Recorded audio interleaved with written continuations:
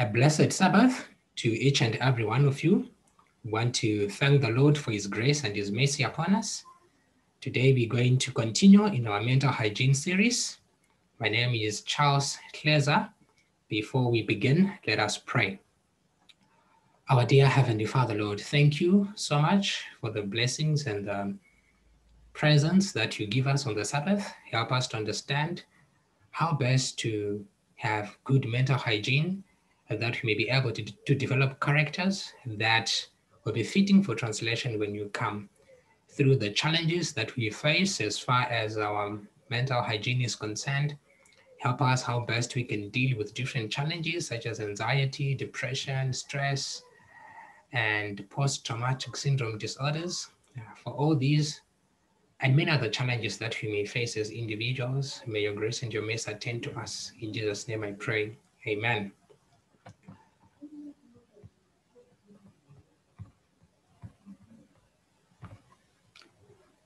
All right. I'm just going to... So this is a series that I've entitled Surviving a Crisis Through the Mind of Christ, which is a mental hygiene series.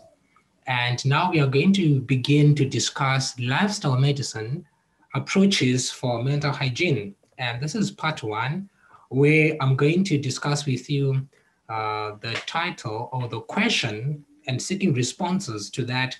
What about psychotic drugs and non-drug modalities? With every year, 18.1% of people experience anxiety. But the good news is that there is freedom from anxiety. Anxiety disorders are the most common mental illness in the US, affecting 40 million adults. But did you know that only 36.9% of people receive treatment for their anxiety? And then when it comes to depression, 18.5% of adults have experienced symptoms of depression, and there is a way out of depression. There is hope, change is possible, and happiness is achievable. Despite the known and effective treatments that have been provided so far, between 76% to 85% of people that are in low and medium income, many receive no treatment for this particular kind of disorder. More than 264 million people are affected by depression worldwide, at a rate of approximately 800,000 suicides per year. Depression is the second leading cause of death in 15 to 29-year-olds. This is coming from the Center for Disease Control as far as anxiety and depression statistics are concerned. And then Ingrid Daniels, the president of the World Federation for Mental Health, has got this to say: the extraordinary increase in mental health needs is taking its toll on already burdened mental health services, which are underfunded and under-resourced. Now, more than ever, world leaders need to prioritize and ensure that quality mental health support is accessible to everyone, everywhere. But this has not always been the case. And thus it caused the individual to realize that I need to do something for myself. And what can I do to avoid getting into anxiety, avoid getting into depression, avoid getting into stress, and ending up being on psychotic drugs for such? So this is what we're going to discuss about. And primarily we want to look at, before we get into discussing these particular challenges such as stress, depression, and anxiety, how best to deal with it, we want to find out about psychotic drugs and non-drug modalities. What is there to discuss? Are there any other options besides psychotic drugs? Are there any challenges with psychotic drugs? That's what we're going to look at today. Reading from the book of Jeremiah, chapter 46, verse 11. Go up into Gilead and take balm, O virgin, the daughter of Egypt. In vain thou shalt use many medicines, for thou shalt not be cured. So go up into Gilead and take balm, an ointment that is used for soothing wounds and bringing relief from sickness and discomfort. Gilead, a reference of a place for healing. Oh, virgin, the daughter of Egypt. Egypt being a representation of people that does not believe in God or would not believe in God. In vain shalt thou use many medicines, for thou shalt not be cured. So if there is a lack of belief in God, you end up using many medicines. And after using these many medicines, there is no cure that is effected. So let's look into more as far as using many medicines in disbelief or disbelief of what God has said about the use of medicines. The Bible does tell us what is true medicine, and it is that which promotes healing. So true medicine is supposed to promote healing. I'm reading from the book of Revelation, chapter 22, verse 2. In the midst of the street of it, and on the either side of the river, was there the tree of life, which bare 12 manner of fruits, and yielded their fruit every month. And the leaves of the tree were for the healing of the nations. The book of Ezekiel, chapter 47, verse 12. And by the river upon bank thereof, on this side and on that other side, shall grow all trees for meat, whose leaf shall not fade, neither shall the fruit thereof be consumed. It shall bring forth new fruit according to his months, because their waters they issued out of the sanctuary, and the fruit thereof shall be for meat, and the leaf thereof for medicine. So here, from these two verses, God is giving us a view of what is going to be like in the new in the new world. And here it's giving us that in heaven there is going to be this particular tree that has got leaves which will be for the healing of nations, and the fruit thereof will be for consuming, it will be for food, and the fruit thereof will be for food, and the leaf thereof, the leaf would be for medicine. So God here is giving us a direction as to where we can find medicine in our little heaven miniature that we have here on earth, which is a representation of what we can find in heaven, which is in the leaf of trees. Then I'm reading from the book of Psalms 104, verse 14. He causes the grass to grow for the cattle and the herb for service of man, that he may bring forth food out of the earth. The grass is for the cattle to grow, and man is also given that which helps him to have service, that he may bring forth food out of the earth, that he may be able to be productive on a daily basis without the discomfort of sickness and disease. And it is the help of the field for the service of man. And this help can refer to small plants, big trees. It can refer to roots, it can refer to stems, it can refer to fruits that can even be eaten as food as well. That is the botanical part that I've just shared with you for different therapeutic purposes, and which serve as man as far as their maintenance of health is concerned. So today we find this in the form of lifestyle medicine, such as DASH, which is the dietary approach to stop hypertension, and New Start, which is nutrition, exercise, water, sunshine, temperance, air, rest, trust in God, as developed by Dr. Neil Nedley and his team. And there is also CHIP, the Comprehensive Health Improvement Program by Dr. Hans Diel, and then naturopathic medicine that has got different branches that can be made use of. I'm reading from the book Medical Ministry, page 229, paragraph 2. When you understand physiology in its truest sense, your drug bills will be very much smaller. And finally, you will cease to deal out drugs at all. The physician who depends upon drug medication in his practice shows that he does not understand the delicate machinery of the human organism. He is introducing into the system a seed crop that will never lose its destroying properties throughout the lifetime. I tell you this because I dare not withhold it. Christ paid too much for man's redemption to have his body so ruthlessly treated as it has been by drug medication. Let's look at this particular quotation. The Lord here is saying that through the servant, the messenger Ellen G. White, that if the physician understands physiology, how the body functions in its truest sense, then as far as prescribing drugs will be concerned, that particular physician will cease to deal out drugs at all. And as far as the individual or as far as the patient is concerned, their drug bill becomes very much smaller. And that the physician who depends upon drug medication does not understand the delicate machinery of the human organism. What actually drug medication does, when it's introduced into the body, it's like a seed. And when you plant a seed, by law of nature, it's supposed to germinate. And it's saying here that it will never lose its destroying properties throughout the lifetime.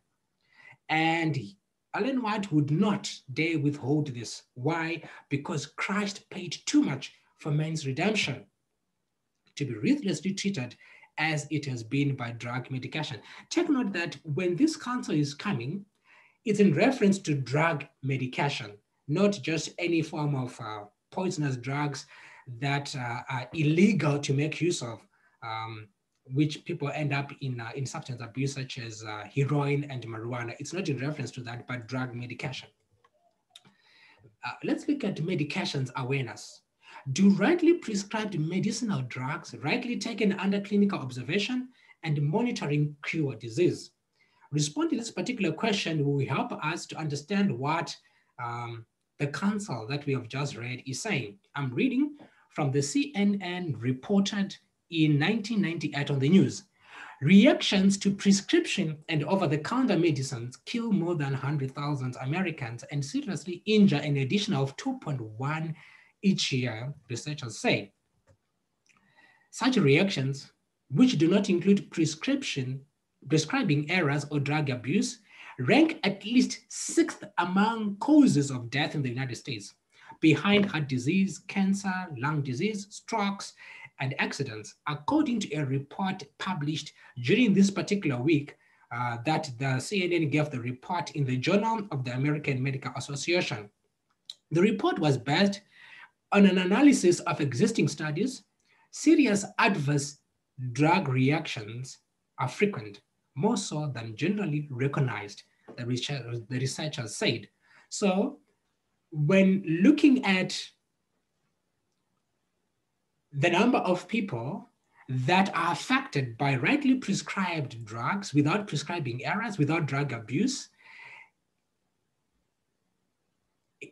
the sixth among causes of death is actually this particular challenge of reactions to prescription drugs, coming just after heart disease, cancer, lung disease, strokes, and accidents. Researchers at the University of Toronto examined 39 studies and examined that an average of 106,000 deaths at US hospitals in 1994 were due to bad reactions to drugs. In the study, serious injury was defined as being hospitalized, having to extend a hospital stay, or suffering permanent disability. Between 76,000 and 137,000 US hospital patients died from adverse reactions in 1994, and the ballpark estimate is 106,000. The study also found an additional 1.6 million to 2.6 million were seriously injured, the ballpark estimate being 2.1 million. The hospital reported last year that it discovered that 50% of its adverse reactions were potentially preventable, including 42% that occurred because patients were given too much medicine for their weight and kidney function. And I'm reading from the book, from the Publication Review and Herald of 9 May 1899. More deaths have been caused by drug taking than all other causes combined. If there was in the land one physician in the place of thousands, a vast amount of premature mortality would be prevented. Multitudes of physicians and multitudes of drugs have cursed the inhabitants of the earth and have carried thousands and tens of thousands to untimely graves. So before the medical world began to realize the adverse effects of drugs medication, the Reverend Ellen White had already seen what is being now discovered now. And should we have taken heed of this particular counsel, we would have been a better off people than where we are today. So let's look at how drugs work. According to the chairperson of California, Berkeley, he declares that the definition of a drug is broadly defined as any substance that affects the process of living, or any substance preparation used in treating disease. That is coming from the Webster Dictionary. Drugs that produce a change in the cell function are called agonists, and drugs that stop a normal function of the cell are called antagonists. And these can be taken in the form of oral intake, intravenous, transdermal, through the skin, topical and nasal, or suppository. So the inactive ingredients are the fillers, binders, and lubricants, and these can be in the form of gluten and lactose, whereas the active ingredient is very small amount of the chemical that reacts with the body to produce an effect.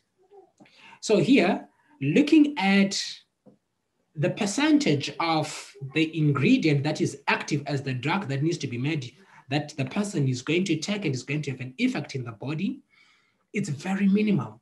But for it to be able to be taken into the body, they use fillers and binders and lubricants such as gluten and lactose.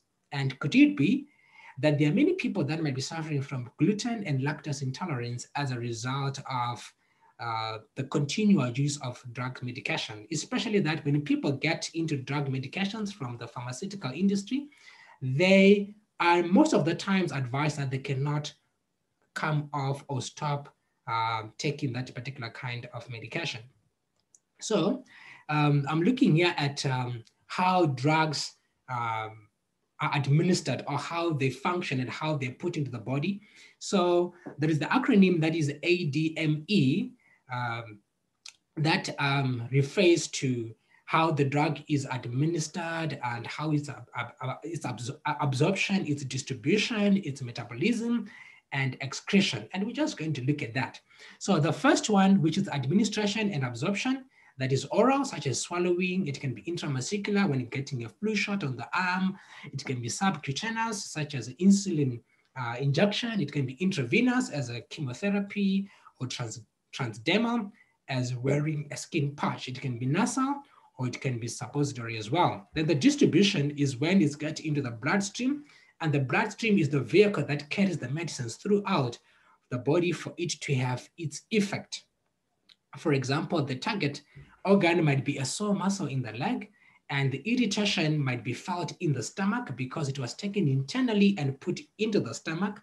So because it has gone through the digestive system, the effect can be felt in the stomach, though the side effect can be felt in the stomach, though the desired effect is supposed to be at the leg as a pain reliever.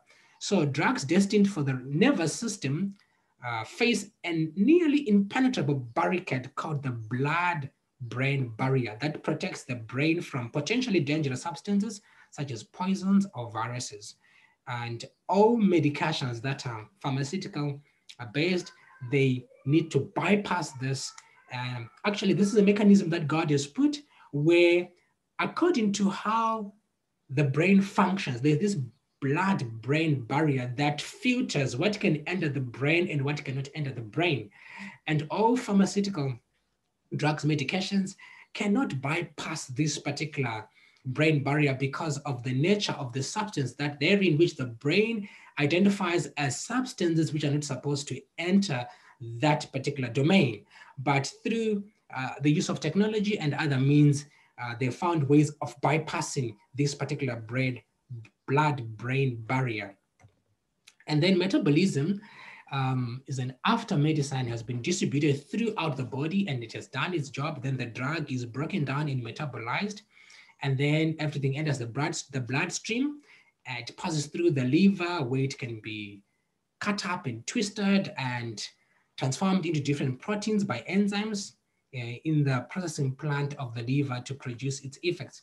Here's where what is called drug interference occurs, such as herbal products and food interaction with a new drug, which contain many active components and can interfere with the body's ability to metabolize other drugs. Then excretion, the now inactive drug undergoes the final stage of its time in the body and it's excreted.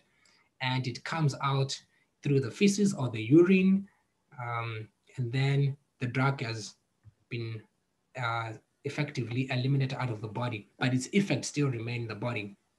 Now, no drugs are specific for interacting with just one type of cell or one type of protein, and this is what causes side effects. Again, using an anti-cancer drug as an example, the medication works by binding to very rapidly dividing cells, such as cancer cells. However, hair cells are also rapidly dividing, and that is why one of the side effects of anti-cancer drugs is hair loss. So looking at these rapidly growing and dividing cells that are now become cancerous, maybe have become a tumor, when one goes through chemotherapy, it targets rapidly dividing cells, in this case, cancerous cells. And at the same time, we have got cells also that rapidly divide and grow and multiply, such as hair cells. So they also get affected in the process. So in other words, there is not that specificity just to target that particular challenge or that particular cells only. There are other body organs that are actually affected in cells in the process, since the body is one particular body unit. The human race has derived medicines from such plants as foxglove, the poppy, the kilinoka bark, from animal parts, including the horn of the rhino, the fat of the bear, the blood and the bile of a snake, and from the earth, for example, arsenic, mercury, and bismuth. And let's look at glycoside dioxin and omeprazole. Omeprazole works as a proton pump inhibitor for people that are suffering with stress and anxiety and depression. There is this production of acid in the body, and to deal with the results of this, which could be ulcers and production of the hydrochloric acid in the stomach, one is actually given a proton pump inhibitor, omeprazole, to stop the production of this particular acid, which is actually responsible. This particular acid is needed for digestion of protein. It's also needed for the intake of glucose, and it's also needed for the optimization of the immune system. So by inhibiting this particular pump to stop producing this particular hydrochloric acid, one might end up having a compromised immune system and might have challenges of the intake and uptake of glucose and the proper digestion of food. So these are the other challenges that arise as a result of the use of omeprazole. But there are other ways of dealing with ulcers effectively without the use of omeprazole. Now, I'm reading from out of M. Hatter Jr., talking about congestive heart failure in Scientific American Medicines. In a failing heart, for example, the muscle fibers of the heart might have stretched until the flabby heart walls cannot contract enough to effectively squeeze the blood out of the heart chambers. The botanic drug foxglove, or its purified active agent, the glycoside digoxin, will affect certain enzymes in the cells of the heart muscle, so the muscle fibers shorten in length. Now, when the heart contracts, it pumps the blood more effectively. Now, so here we have got two different types. We have got a botanical drug, as it is put here, foxglove, which is actually a plant. And when it's used, it has got the same effects as the purified agent, the glycoside digoxin, which then comes with other ingredients, such as the fillers and the buffers, and for it to be able to be taken into the body. So when we compare the two, the foxglove and the glycoside digoxin, one might have to be taking the glycoside digoxin for the rest of their life and not be able to come out of that particular prescription drug medication as far as the pharmaceutical industry is concerned. But if one uses the botanical drug, the foxglove, in the form of a tea or in the form of a tincture, and they're putting into use the different lifestyle approaches to help their particular challenge, it actually assists them to be able to even stop using that particular botanical drug, the foxglove. So here, when we look at this particular way it's been presented by Adolf M. Hatter is putting these two different types of approaches to dealing with the disease, where there is the botanical drug and the pharmaceutical drug. And of course, when you put it like a drug here, one might think that then it's something that they're not supposed to take, but one can take the foxglove tincture, the herbal tea, or even in the form of a capsule or in the form of a tablet that has been made using fillers that are natural. I'm reading from the book Health for Living, page 243. Drugs change the form and location of the disease. This is how they function. Drugs never cure disease. They only change its form and location.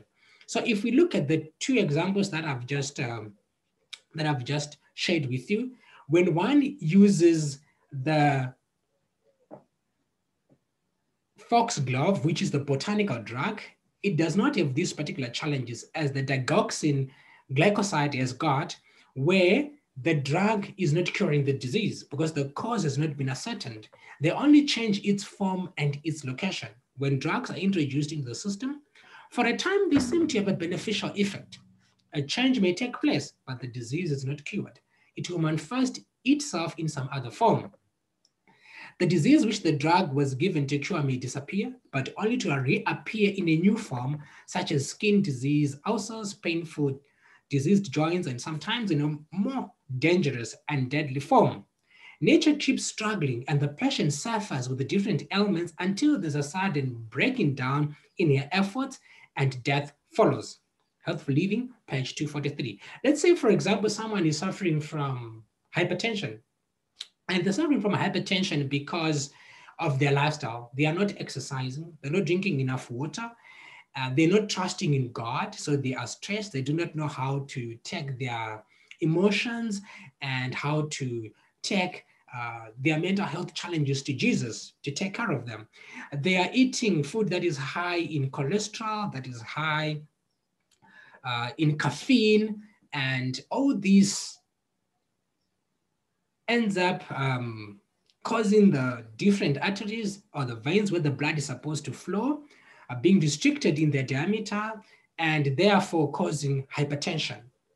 So this person can actually maybe be put on different types of medications depending on their location and the challenge they are having at that particular moment. They can be put maybe on the Fitpine or HCT, and then the BP seems to be controlled. It seems to be quite okay, and they can live for the next 5 years without any challenge of having hypertension. But they still live in the same lifestyle they were living. So the cholesterol might end up contributing to other heart challenges. They can also end up contributing to diabetes. It can end up contributing to fatty liver disease. And thus the disease has not been cured in the first place, which is hypertension. Now it's remanifesting itself in the different other forms of diseases. Then I'm reading from the same book, Health for Living, page 185. The liver, the heart, and the brain are frequently affected by drugs. And often all these organs are burdened with disease. These organs, which should be in healthy condition, are enfeebled and the blood becomes impure. And because the life is in the blood, when the blood is impure, then the whole body begins to be like a station for breeding disease. But some people seem to recover after they're using drugs. And we've got an answer for that as well. And it's coming from the book Health for Living, page 244. Sick people who take drugs do appear to get well. Take note here that the drugs being mentioned here is not the poisonous drugs, as has been put by some, that when counsel from the inspired writings of Ellen White is talking about drugs, it's only talking about poisonous drugs. Yes, there are sections where there is mention of poisonous drugs, but there's also sections that talk about medicinal and medication prescription drugs, which is what is being referred to here. When sick people who take drugs do appear to get well. With some, there's sufficient life force for nature to draw upon so far as to expel the poison from the system, that the sick, having a period of rest, recover. But no credit should be allowed the drugs taken, for they only hindered nature in her efforts. All the credit should be ascribed to nature's restorative powers that Christ has given mankind. And no cure is effected. Actually, it is marked in deception as a cure. The endless variety of medicines in the market, the numerous advertisements of new drugs and mixtures, all of which claim to wonderfully kill hundreds where they benefit one. Yet people keep dosing and continue to grow weaker until they die. Some will have medicine at all events. Then let them take these hateful mixtures and the various deadly poisons upon their own responsibility. The Review and Herald, September 12, 1899, paragraph 4. God's servants should not administer medicines which they know will leave behind injurious effects upon the system, even if they do relieve present suffering. Every poisonous preparation in the vegetable and mineral kingdom taken into the system will leave its wretched influence affecting the liver and lungs and deranging the system generally. Healthful Living, page 245. So here now it's talking about poisonous preparations, either from the vegetable kingdom and from the mineral kingdom. From the mineral kingdoms, there is mercury, there's acetylene, and also as part of the ingredients of different pharmaceutical drug medications. And then there's also caffeine, which also is put as part of some of the pharmaceutical drugs medications. But is there room for drug medications? Because of what I've shared with you now, the question that you have in your mind is, so is there any room for drugs medications? Because it seems like we need to use them less and less and get to a point where we are not using them at all. Let's look at that. There is room for drugs medications in cases of emergencies, surgeries, as the situation permits. But it should not be considered as the only solution to the total negation and discouragement of other non-drug modalities, more so in chronic sicknesses, not just in emergencies. So here, there is room for drugs medications. In the case of emergencies and in the case of surgeries, one will need to make use of what? Of drug medications. And then I'm reading from the book Counsels to the Church, page 105, paragraph 2. A practice that is laying the foundation of a vast amount of disease and of even more serious evils is the free use of poisonous drugs. Take note here, free use of poisonous drugs. A practice that is laying a foundation of a vast amount of disease and of even more serious evils is the free use of poisonous drugs. When attacked by disease, many will not take the trouble to search out the cause of their sickness. Their chief anxiety is to rid themselves of pain and inconvenience. So this is where the challenge comes, when people are not willing to look into the cause and to search what is the cause of the illness and only be concerned about relieving themselves of pain and inconvenience. And it needs that the physicians of the Lord get the right training and get the right understanding of how to approach sicknesses and not rely upon drugs and medications. The same book, page 105, paragraph 4, Counsels to the Church. Drug medication, as it is generally practiced, is a case. Educate away from drugs, use them less and less, and depend more upon hygienic agencies. Then nature will respond to God's physicians, pure air, pure water, proper exercise, a clear conscience. Those who persist in the use of tea, coffee, and flesh meats will feel the need of drugs, but many might recover without 1 grain of medicine if they would obey the laws of health. Drugs need seldom be used. Let's look at this particular counsel. Drug medication. This is rightly prescribed drugs and taken in the right way they're supposed to be taken. We're not talking of poisonous drugs. I need to make this clear. As it is generally practiced is a case. As it is generally practiced is a what? Is a case. There are some people that have obtained education that are doctors that are practicing today that specifically can use a certain drug. As someone is coming off, say for example, someone has been put on pharmaceutical drugs and now they are desiring that they stop that particular drug's medication. They can still be taking them, being weaned off, and this is in a specific way. We're not talking about that. We're talking about as it is generally practiced is a case. So what are we supposed to do? Educate away from drugs. Use them less and less and depend more upon hygienic agencies.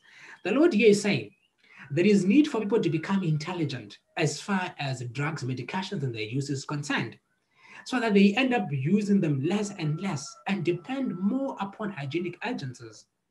Then nature will respond to God's physicians, pure air. So if someone is sick, we'd approach Dr. Pure Air and say, Dr. Pure Air, what is wrong with my lifestyle? Is there something that I need to make right as far as my lifestyle is concerned? Dr. Pure Water, am I taking enough water?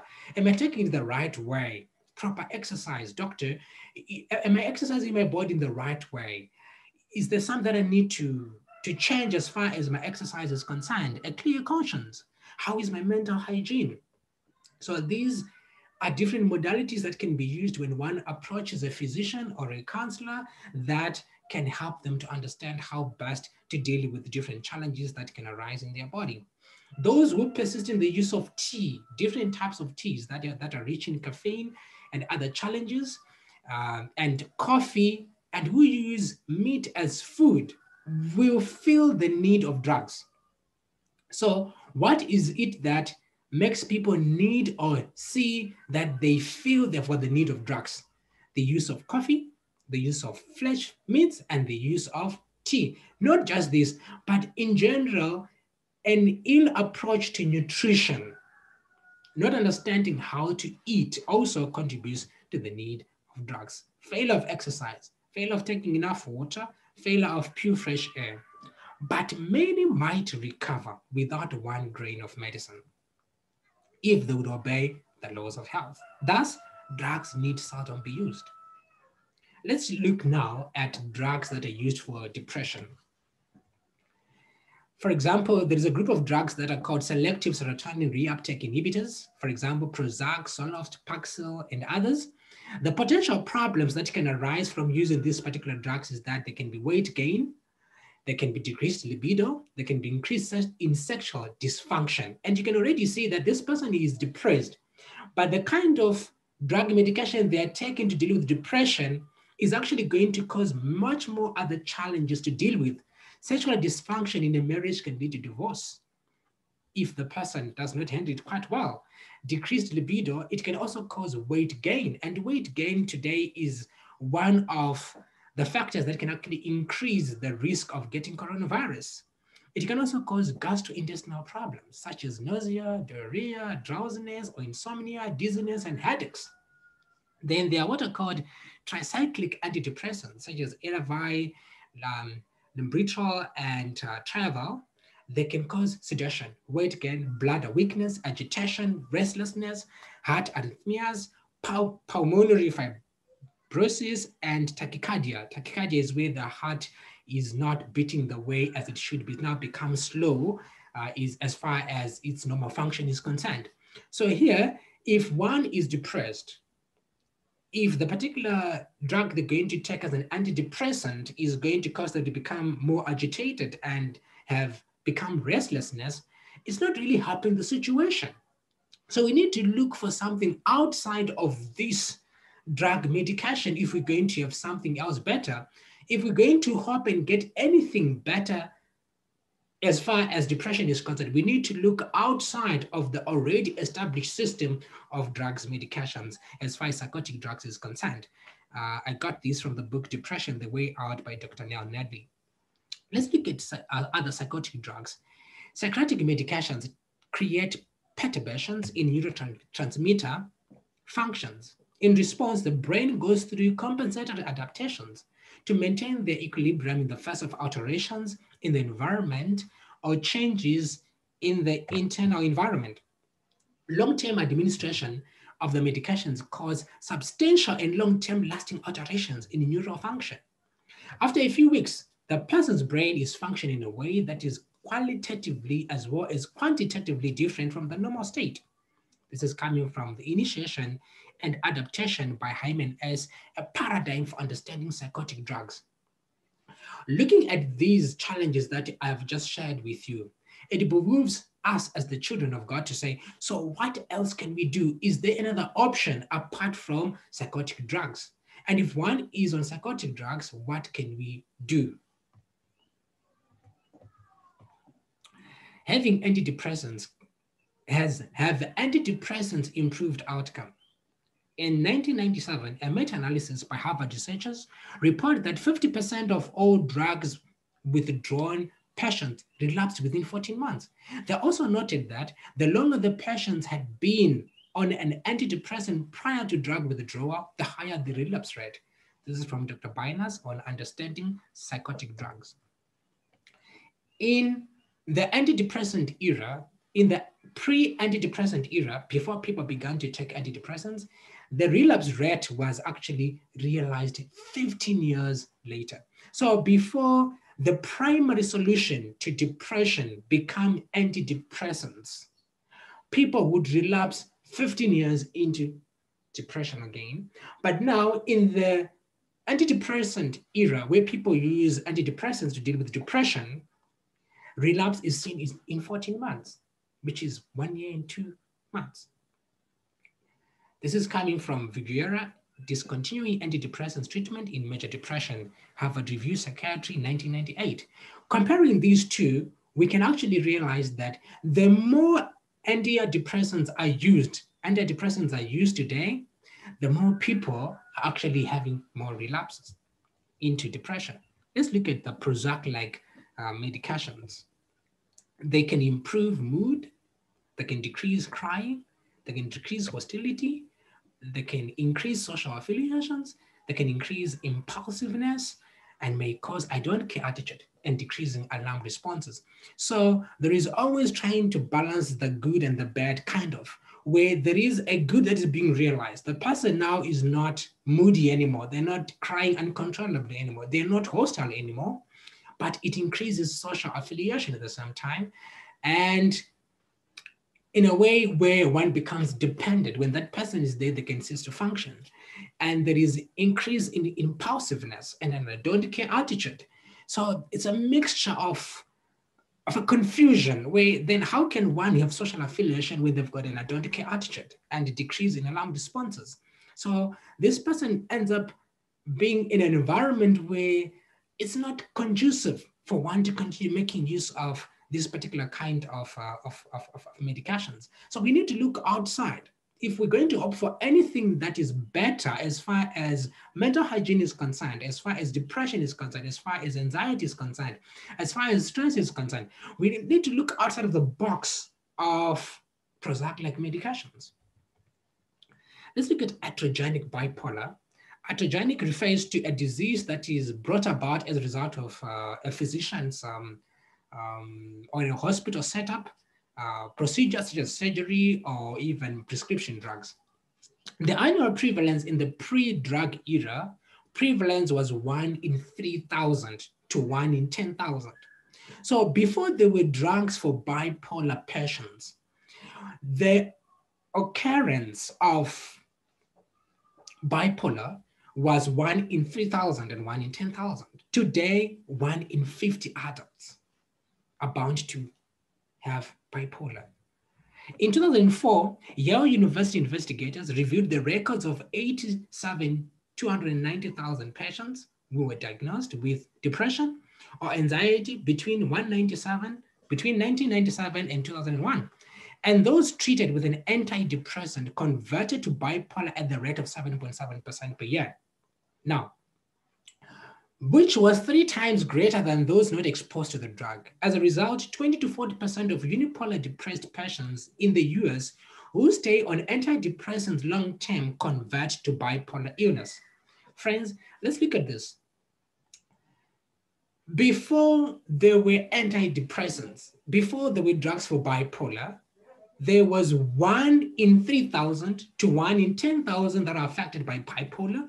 But today, in the era or in the time when people are using antidepressants as the primary solution to deal with depression or mental hygiene challenges, there is 1 in 50 adults that are affected as a result of bipolar. And in this study, those that were put on antidepressants as a result of depression or anxiety, they became candidate or converted to bipolar at the rate of 7.7 per year. But those who did not get the antidepressants were 3 times less to become candidates for bipolar. As a result, 20 to 40% of unipolar depressed patients in the US who stay on antidepressants long term convert to bipolar illness. This is coming from Martin. Age effects of antidepressants included manic conversation. Arc of Pediatrics and Adolescent Medicine, year 2002, page 148. Reversible. Fred Goodwin, former director of the National Institute of Mental Health in 2005, says this: if you create iatrogenically a bipolar patient that is likely to have recurrences of bipolar illnesses, even if the offending antidepressant discontinued, the evidence shows that once a patient has had a manic episode, he or she is more likely to have another one, even without the antidepressant or the medication. So what is the way forward? What is the way forward? A practice that is laying the foundation of a vast amount of disease and of even more serious evils is the free use of poisonous drugs. Repetition, free use of poisonous drugs. When attacked by disease, many will not take the trouble to search out the cause of their illness. Their chief anxiety is to rid themselves of pain and inconvenience. We have looked already at bipolar, we have looked at depression, we've looked at anxiety, and how the use of antidepressants makes one relapse within 14 months and become a candidate for other mental health challenges as well. And here, people need to learn not to have their chief anxiety of just taking pain and inconvenience, but also to look into modalities that can deal with the cause of the challenge and be able to come out of the disease being reversed. But we need not have radical ideas and impressions. Remember, there is room for drugs, medications. And when one wants to get out of that environment, there is a way of doing it as well. And there imagine situations where there is need to address the situation and then do what needs to be done. All these things teach us that what we have learned so far today. They teach us that we are to be very careful lest we receive radical ideas and impressions. Your ideas regarding drug medication, I must respect. But even in this, you must not always let the patient know that you discard drugs entirely until they become intelligent on the subject. You often place yourselves in positions where you had your influence and do no one any good by expressing all your convictions. Thus, you cut yourself away from the people. You should modify your strong prejudices. Friends, I know there are physicians that are watching as I'm presenting. There are people that are on medications that are watching as I'm presenting. There are lay people as well that want to have a good understanding of how to deal with this. The Lord is saying here that we need not have radical ideas and impressions. There is room for drugs and medication. And if someone is on medication, we need to have the intelligence of how to deal with the subject.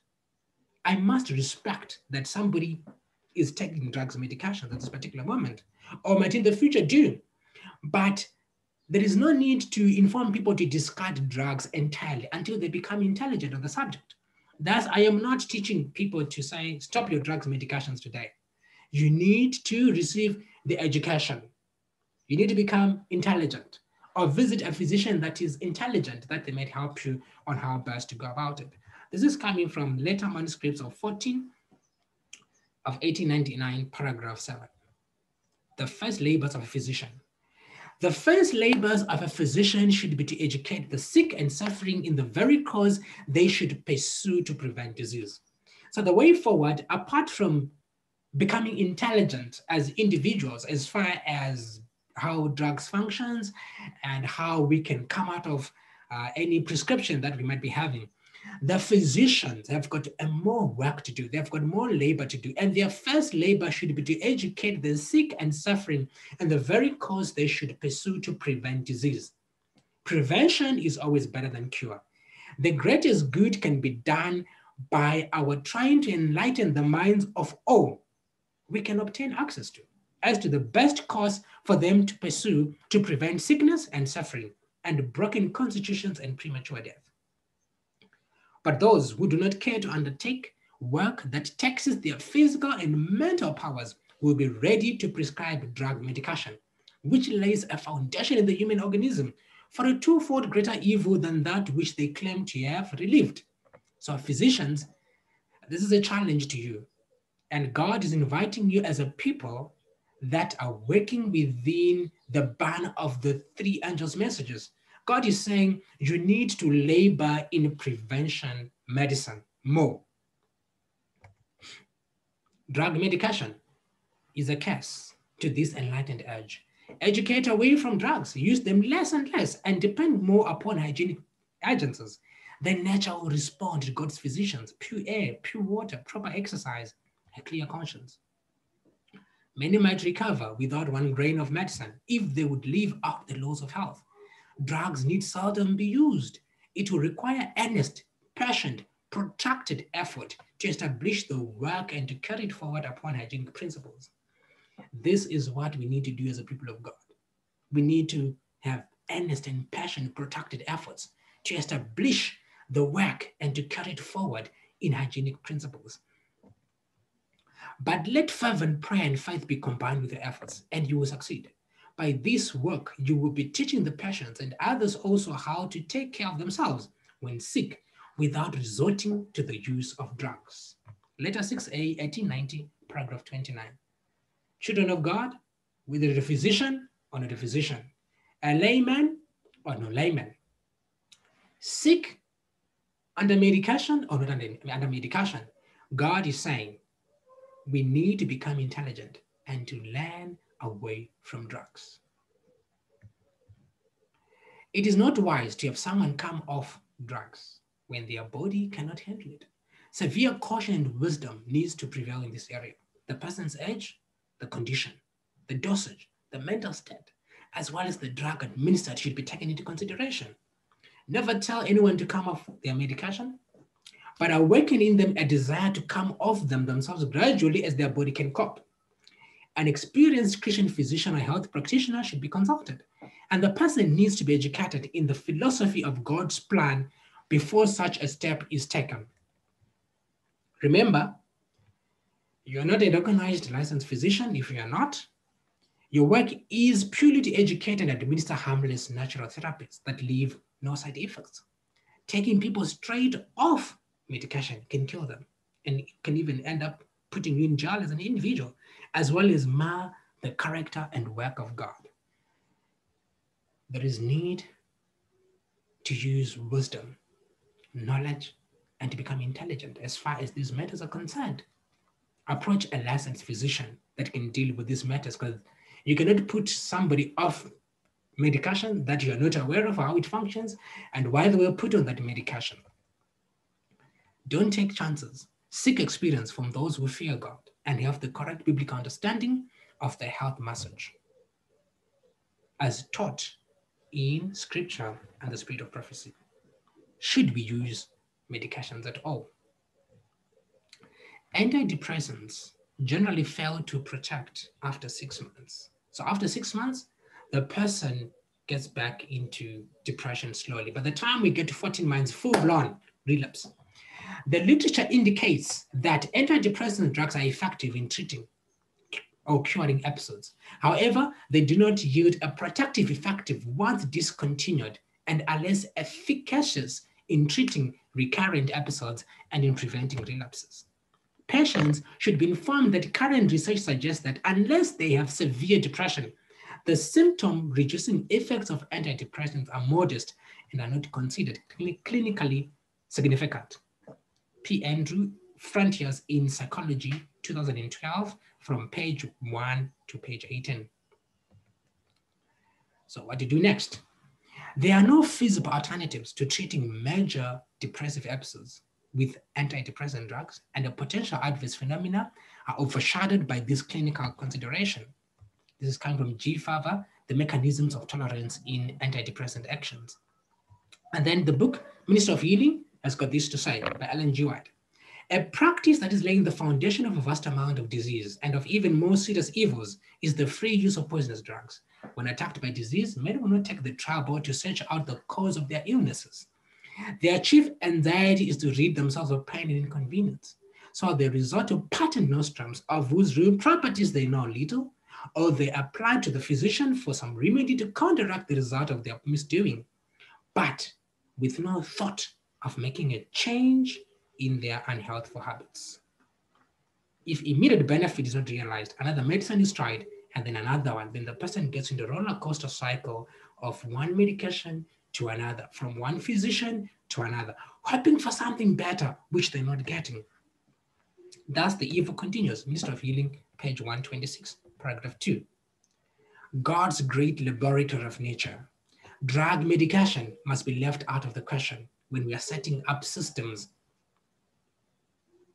to deal with diseases as far as God would want us to do, which were known as sanitariums back then, which today are better known of as lifestyle centers. Drug medication must be left out of the question. If the human physician would receive the diploma written and issued in heaven, there are many physicians who will never receive this diploma unless they learn in the school of the great physician. This means that they must unlearn and cast away the supposed wonderful knowledge of how to treat disease with poisonous drugs. They must go to God's great laboratory of nature and then learn the simplest methods of using the remedies which the Lord has furnished. When drugs are thrown aside, when fermented liquor of all kinds is discarded, when God's remedies, sunshine, pure air, water, and good food are used, there will be far fewer deaths and a far greater number of cures. MS 65, 1899, paragraph 6. Alcohol necessitates, the use of alcohol necessitates the need to make use of drugs. But if God's remedies, sunshine, pure air, water, and good food are used, there will be far fewer deaths and far greater number of cures. People need to be taught that drugs do not cure disease. It is true that they sometimes afford present relief, and the patient appears to recover as the result of their use. This is because nature is sufficient vital force to expel the poison and to correct the conditions that cause the disease. Health is recovered in spite of the drug, but in most cases, the drug only changes the form and location of the disease. Often the effect of the poison seems to be overcome for a time, but the result remains in the system and work great harm at some later period. But the use of poisonous drugs, many bring upon themselves lifelong illnesses, and many lives are lost that might be served by the use of natural methods of healing. Ministry of Healing, page 126, paragraph 3 to 4. The only hope for better things is in the education of people in right principles. Let physicians teach the people that restorative power is not in drugs, but in nature. Disease is an effort of nature to free the system from conditions that result from a violation of the laws of health. In case of sickness, the cause should be ascertained. Unhealthful conditions should be changed, wrong habits corrected. Then nature is to be assisted in an effort to expel impurities and to re-establish right conditions in the system. Ministry of Healing, page 127, paragraph 1. Pure air, sunlight, abstemiousness, rest, exercise, proper diet, the use of water, trust in divine power. These are the true remedies. The use of natural remedies requires an amount of care and effort that many are not willing to give. Nature's process of healing and upbuilding is gradual, and to the impatient it seems slow. The surrender of hurtful indulgences requires sacrifice, but in the end it will be found that nature, untrammeled, does her work wisely well. Those who persevere in obedience to her laws will reap the reward in health of body and of the mind. May the Lord bless you as you consider what we have learned today, that you may begin to pray and ask for wisdom, that God may help you to make wise decisions as far as the use of psychotropic drugs, as far as mental hygiene is concerned.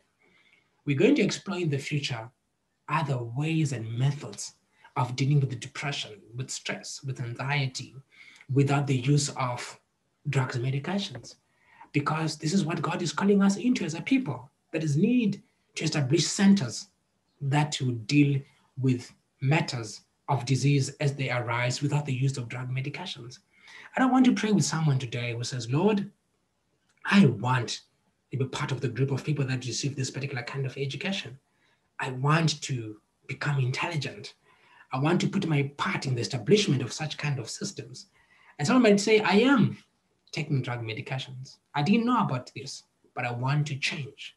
Lord, give me direction, give me guidance, guide me to a physician that you have endowed with wisdom that can help me to do this. You might be a physician and you want to change your practice, your manner of dealing with patients. You want to use less drugs prescriptions until you cease to use them at all. And you want strength and wisdom from God. If this is your prayer, pray with me as I raise my hand. Dear Jesus, I pray in a special way for your children today. May you place your blessing upon them. May your Holy Spirit move upon their hearts and their minds, influence them to do the right thing. Lord, I pray that you may help the patients who are on drugs, medications, who wish that they may stop using them and may live a life in reversal, in recovery without that particular challenge. I'm praying for lay members that want to have more understanding of these particular matters that we have discussed. I'm praying for a physician who wants to stop dealing out drugs as far as prescription drugs is concerned, who needs wisdom. May you supply that wisdom for them. And I'm praying for the many people, Lord, that are suffering from different mental hygiene challenges. Lord, may you come through for them and help them to overcome. In Jesus' name I pray, amen. Thank you for your time. We will continue next Sabbath with this particular subject and how to deal with mental hygiene. May the Lord bless you.